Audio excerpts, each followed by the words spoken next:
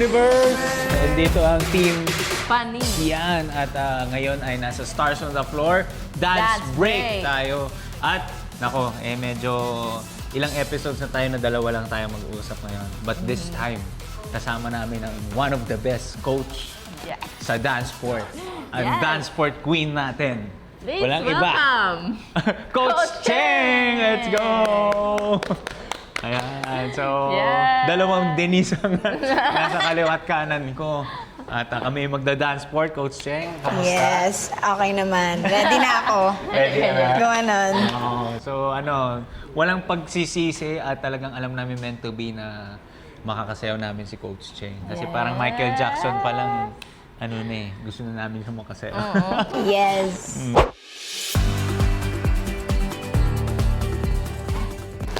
Kaya tanungin natin si Coach. Coach, saan ka ba pinaka-excited dito sa ating PS? Sa lahat. Sa lahat. Excited na ako ulit mag-perform na as a competitor talaga. Kaya, pero yung pinaka-excited ako yung part na tatlo Paano tayo. nila? Tatlo. Oo, Tatlo yung tatlo dance tayo sport. talagang sumasayaw ng dance Ikot sport. na siya, oh. Yes, yung gano'n, no? Yung gano'n, Nararamdaman yung dami nito. So yun, doon ako pinaka-na-excite. Sa mga combos. Yes! Mga Sa mga combos, combo na tatlo tayo. Alam niyo na guys kung bakit masakit yung likod ko. Kasalanan ko yun. Sabi nga namin, every time si Coach Cheng ang magtuturo sa amin, parang sobra kami na-exceed sa limit namin. Nakala namin, kaya na namin sa mga iba't ibang style. Pero pag si Coach Cheng, nako, Hirap na hirap. ma-humble ka na parang Hirap na hirap. Hirap sila. ang dami pa pala. Ganon, ang dami pa pala. At nag-adjust pa yata si Coach Cheng doon, no? Grabe, no? Parang mga 50% lang yata ni Coach Cheng ngayon.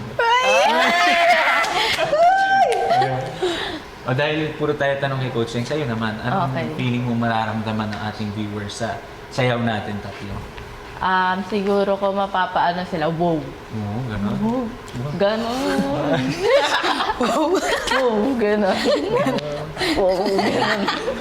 Hindi, pero kasi parang bago kasi siya kasi nga dance sport tapos trio. So, paano nila maano yun, di ba? Parang, parang siguro maano talaga sila, like curious and siguro nga mapapa-amaze sila talaga sa kung paano yung magiging sayaw natin dito. And madami silang aabangan talaga dito. Kasi first time siya mangyayari dito sa Stars on the Floor. And kaya pressure din sa amin. Kasi kailangan namin galingan.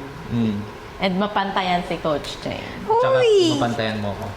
Hindi. Hindi.